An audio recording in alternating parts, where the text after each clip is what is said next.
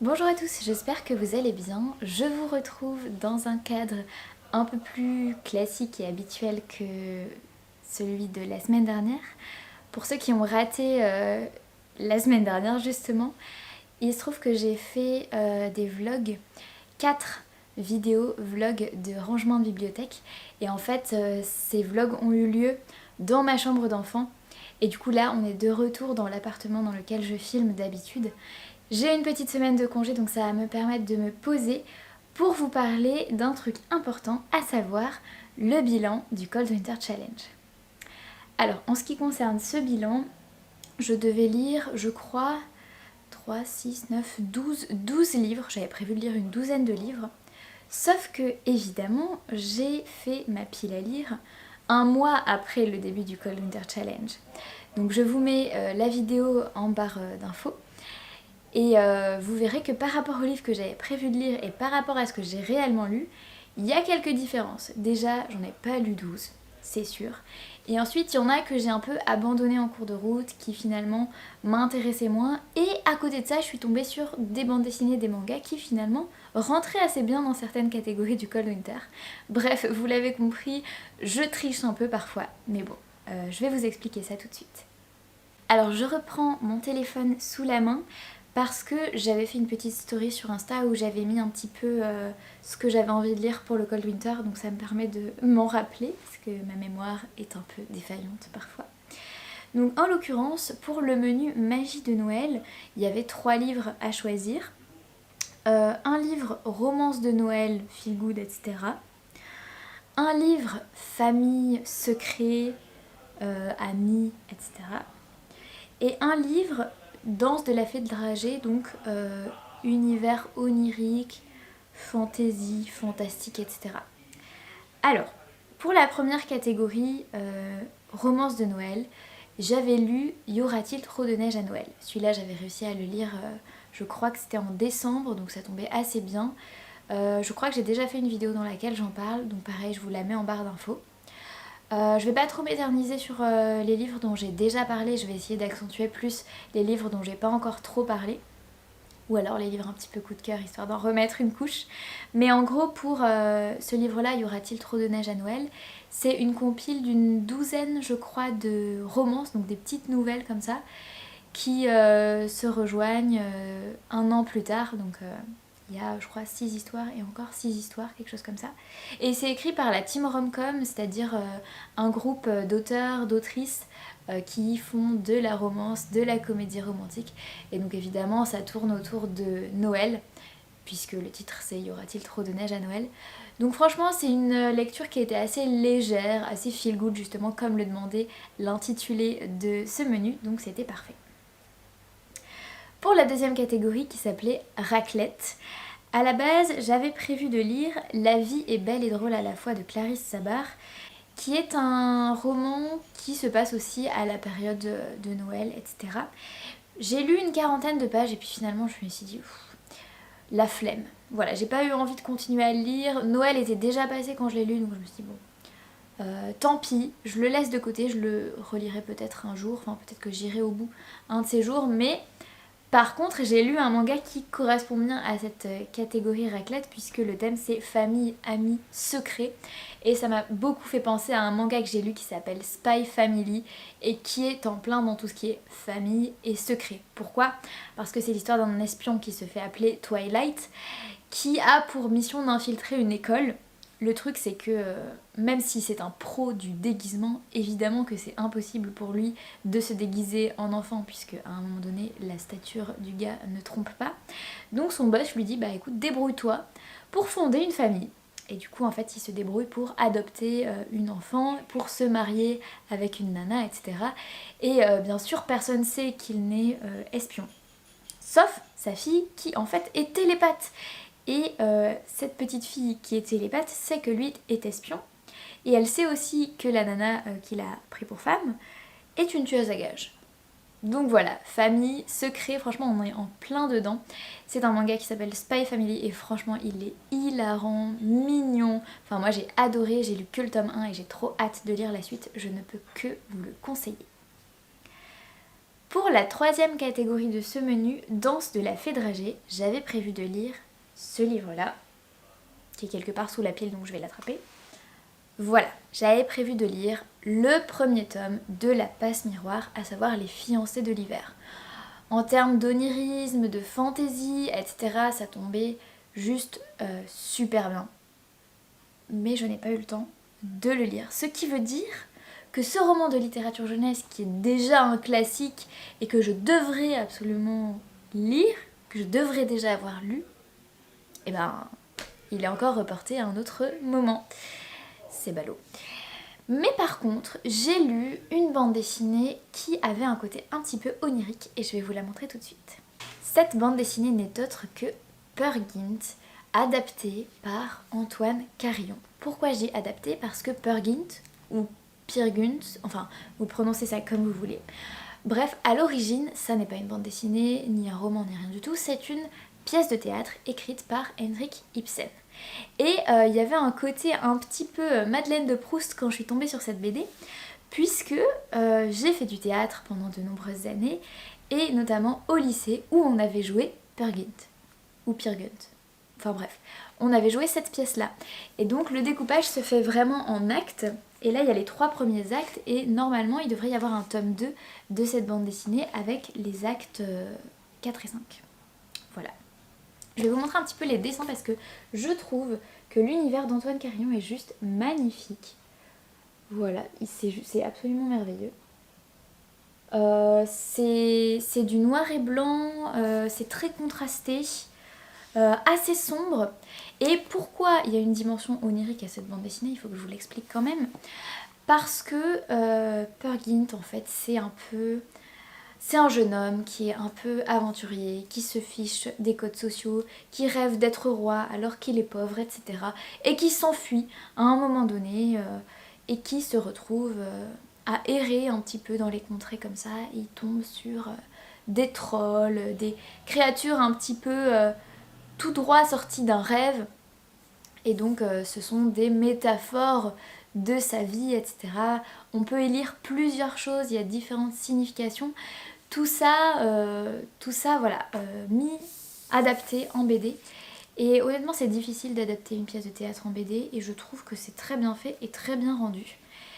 Et ça a fait vraiment l'effet Madeleine de Proust. Pourquoi? Parce que, bien sûr, j'avais joué cette pièce, mais comme c'était il y a longtemps, je me rappelais pas de tout. Et quand j'ai fini cette BD, je suis tombée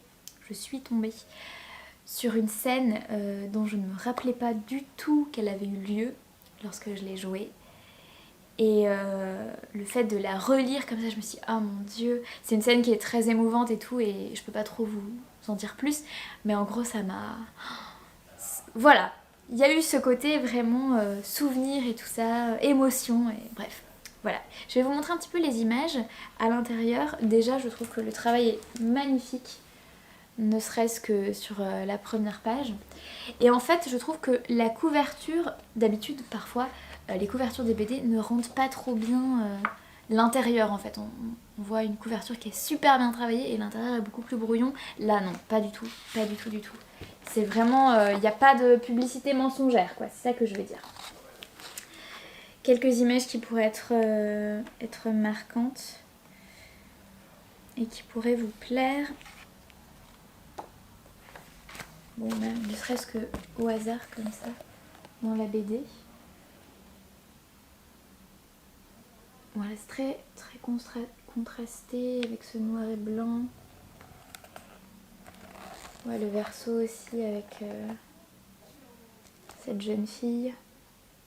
Il me semble que c'est Solveig.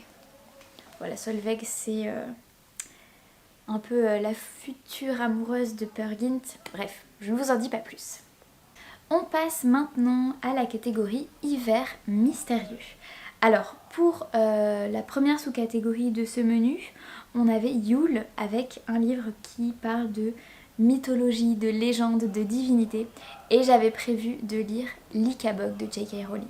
Voilà, j'avais prévu de lire l'Ikabog parce que j'avais l'impression qu'il y avait une créature un petit peu légendaire. Hein. Il me semblait que cet Ikabog était une créature comme ça. Mais je n'ai pas eu le temps de le lire non plus, donc je me le garde. Franchement, je vais pas tarder à le lire, mais le Cold Winter Challenge est terminé, donc on peut pas dire que je l'ai lu dans ce cadre-là, même si je le lirai forcément très bientôt. Ensuite, pour la deuxième sous-catégorie qui s'appelle Reine des Neiges, on devait lire un livre qui parlait de féminisme, de sorcières, de femmes de pouvoir, etc. Et là encore, je n'ai pas eu le temps de lire le livre que j'avais prévu de lire. Cette phrase est très... Voilà. Mais je vais vous montrer quand même ce que j'avais choisi à la base. Il s'agit de Sorcière de Mona Chollet qui rentrait pile poil, mais vraiment pile poil dans cette catégorie. Et puis finalement, j'ai lu autre chose qui parle notamment de féminisme, qui parle de femmes et qui parle de la vision du corps. Et je vais vous montrer. Il s'agit de la bande dessinée Cher Corps de Léa Bordier. Vous avez certainement déjà vu cette bande dessinée quelque part.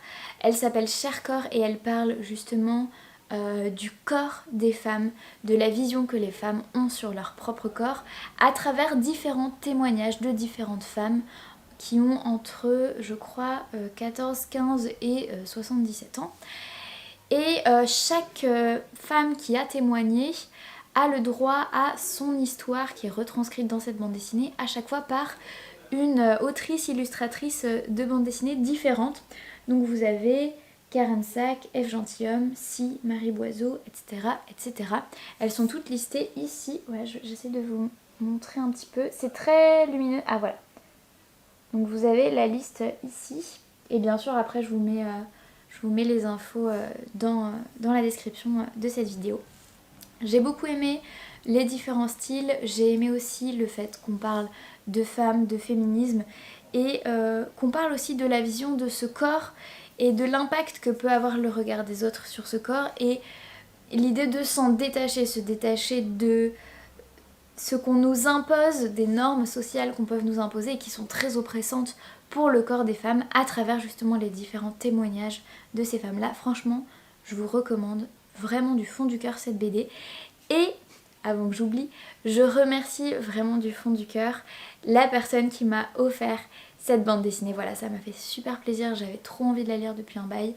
Et donc voilà, maintenant, elle est à moi. Je vais vous montrer aussi quelques images pour vous donner une idée. Par exemple, voilà, ça c'est le style de Carole Morel qui raconte l'histoire de Marie-Paul. Et à côté de ça, vous allez avoir un style un petit peu différent pour Daphné Collignon qui raconte l'histoire de Léna.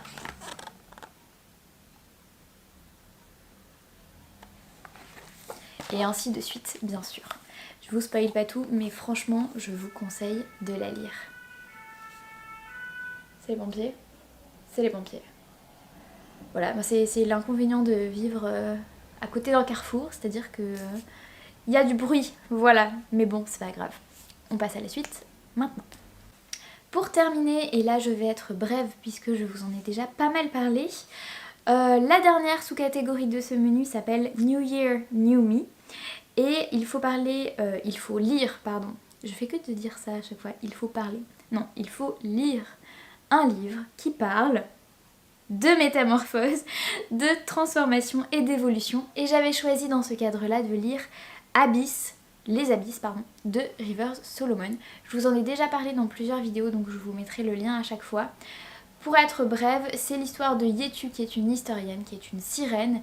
Et en fait, elle est chargée de conserver l'histoire du peuple des Wajinru. Et en fait, ce peuple, disons qu'il y a une dimension fantasy un petit peu à cette histoire-là, puisque l'idée c'est que lorsque les femmes noires esclaves étaient jetées par-dessus bord lorsqu'elles étaient enceintes dans des bateaux négriers, ma phrase est complètement mal construite, mais je pense que vous avez à peu près compris. Donc ces femmes étaient jetées par-dessus bord lorsqu'elles étaient enceintes et l'idée c'est qu'en fait ce peuple-là se serait transformé en sirène, etc. Et Yetu, cette historienne qui est le personnage principal de ce roman, a pour rôle de conserver l'intégralité de la mémoire du peuple des Wajinru, déjà pour que cette histoire ne se perde pas, mais aussi pour soulager son peuple de cette souffrance que peuvent être les souvenances, du moins les souvenirs de ce passé. Donc elle est la seule à se rappeler des choses et une fois par an, elle fait le don de mémoire à son peuple pour qu'il se rappelle de ses souvenirs et de son histoire. Voilà. Le troisième menu de ce challenge s'appelle Marcher ensemble dans la neige. Et la première catégorie, c'est Reine du Père Noël, qui correspond à tout ce qui est animaux, nature, écologie. Et à ce sujet, j'avais choisi de lire un manga qui s'appelle Noise. Pareil, j'ai déjà fait une vidéo dessus, donc je vous mettrai le lien en barre d'infos. Noise, en fait, c'est l'histoire d'agriculteurs qui cultivent la figue et une variété de figues qui relance un petit peu l'économie dans ce village-là. Et un jour, un gars arrive pour être embauché, il répond à une annonce qu'a lancée l'agriculteur, et il demande à être embauché dans les champs, etc., pour travailler avec eux. Mais le collaborateur de l'agriculteur reconnaît ce visage et il sait que c'est le visage d'un criminel. Voilà, donc en fait ça a une dimension un petit peu thriller, mais en même temps une dimension écologique puisque c'est sur fond de campagne japonaise, etc. Donc voilà, ça rentrait un petit peu dans cette catégorie-là. Ensuite, la deuxième catégorie, c'est aurore boréale et on doit parler, et décidément, on doit parler, non c'est moi qui parle mais je dis pas ce qu'il faut. Non, on doit lire un livre qui parle d'aventures, de périples et de voyages. Bon, si vous me voyez un petit peu bégayer, c'est normal, je suis un peu fatiguée, mais on va y arriver. Le livre que j'avais choisi pour cette catégorie, c'était Cœur d'encre de Cornelia Funk, mais je n'ai pas eu le temps de le lire. Donc encore une fois, un grand classique de la littérature jeunesse qui passe à la trappe. Je suis désolée pour tous mes lecteurs de la section jeunesse que je déçois en disant ça, mais j'ai bien l'intention de le lire un jour. Simplement là, voilà, en ayant commencé le challenge avec un mois de retard, je n'ai pas eu le temps. C'est tout. Passons à la dernière catégorie de ce menu qui s'appelle Carol of the Bells. Chiant à prononcer. Et donc, on devait lire un roman choral, c'est-à-dire avec plusieurs points de vue. Et là, j'ai choisi de lire un livre qui me faisait de l'œil depuis longtemps, qui s'appelle Five Feet Apart, écrit par Rachel Lippincott, quelque chose comme ça. Et en fait, si j'ai bien compris, à l'origine, c'était un film, et ensuite, il a été adapté en livre. Et comme ça raconte l'histoire de deux adolescents qui tombent amoureux et qui sont atteints de mucoviscidose aussi, hein, c'est aussi le sujet de ce roman, à savoir la maladie. Mais comme c'est aussi une romance, j'en ai parlé le jour de la Saint-Valentin, donc pareil, je vous mets le lien vers la vidéo dans la barre d'infos. J'ai l'impression que mon bilan c'est genre je vous renvoie vers ceci, je vous renvoie vers cela. J'espère qu'il y a quand même des livres dont je ne vous ai pas encore parlé. Oui, il y avait quelques bandes dessinées, ça va. Ouf. Le dernier menu s'appelle Au chaud devant la cheminée. Ça fait rêver, rien qu'au titre. Et donc il y a encore une fois 3 sous-catégories. Et là, j'ai presque tout lu, j'ai presque rempli toutes ces catégories. Il y a juste un roman que j'ai pas terminé, mais parce que je le savoure, il s'agit du roman que j'ai choisi pour la première sous-catégorie, qui est Grands enfants, et pour laquelle on devait lire un livre jeunesse. Du coup, j'avais choisi de poursuivre sur ma lancée de la lecture, de la relecture plutôt, de la saga Harry Potter, et donc j'en étais au tome 4, qui est juste là. Et donc je l'ai bien avancé, je crois que j'en suis à 450 pages à peu près, voilà. Ça donne à peu près ça. Hop. Je pense que j'ai lu 2 bons tiers. En tout cas, j'ai bien dépassé la moitié.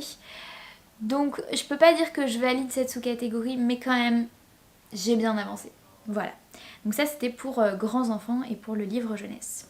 Ensuite, pour la deuxième sous-catégorie, vitrine de Noël, on devait lire une lecture graphique avec des illustrations sur le thème de Noël ou de l'hiver.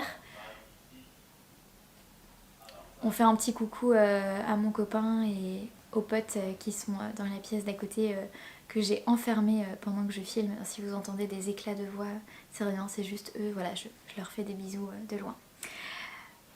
Passons à la deuxième catégorie de ce menu, donc une lecture graphique sur Noël. J'ai lu un album jeunesse qui s'appelle Le plus beau cadeau du monde, il me semble que c'est de Roselyne Doreil, très joli, encore une fois je vous renvoie vers la vidéo correspondante. Et enfin la dernière catégorie de ce challenge s'appelle chocolat chaud, donc le meilleur pour la fin. Le chocolat chaud c'est quoi? C'est un livre qui apporte du bien-être et si possible un roman, graphique, etc. Du coup j'avais lu pour ça Malgré tout de Jordi Lafèbre, qui est en fait une histoire à rebours d'un couple de deux personnes qui n'ont jamais pu se mettre en couple mais qui se sont toujours aimés tout au long de leur vie, qui sont restés en contact malgré la distance, etc. Et malgré tout, ils sont restés en contact. Et au bout de nombreuses années, lorsqu'ils sont âgés, eh bien, ils vont pouvoir enfin se dévoiler leur amour pour de vrai. C'est une BD qui est très belle, une histoire qui est très douce.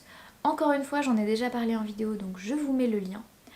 Mais c'est vraiment une très belle bande dessinée aux couleurs un peu pastel que j'ai beaucoup appréciée. Donc pareil, je vous la recommande.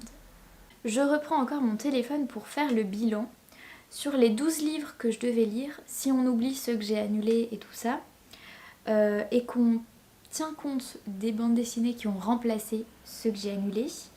Pour le premier menu, j'ai validé les 3 sous-catégories, donc j'ai lu 3 livres. Ensuite, pour Hiver mystérieux, j'en ai lu 2, donc ça nous fait 5. Le troisième menu, 6 et 7. Et le quatrième menu, 8, 9. Allez, 9,5.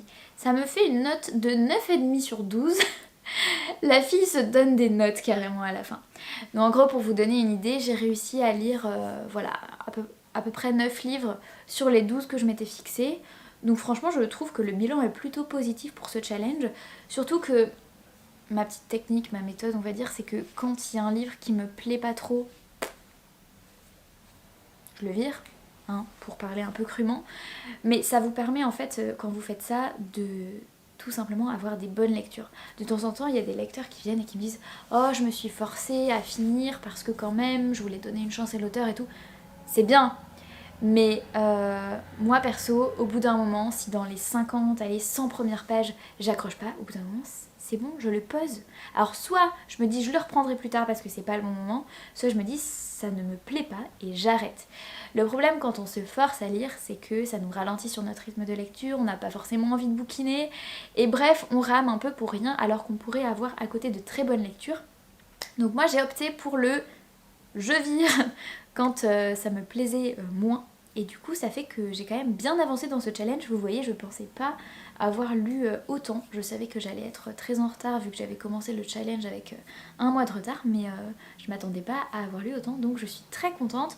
Globalement j'ai eu plusieurs lectures qui m'ont beaucoup plu, quelques coups de cœur notamment Cher Corps et Spy Family. Enfin bref, franchement un bilan assez positif. Et voilà, ce bilan du Cold Winter Challenge touche à sa fin. Merci beaucoup d'avoir regardé cette vidéo. Et je vous dis à la semaine prochaine pour une prochaine vidéo. Bye!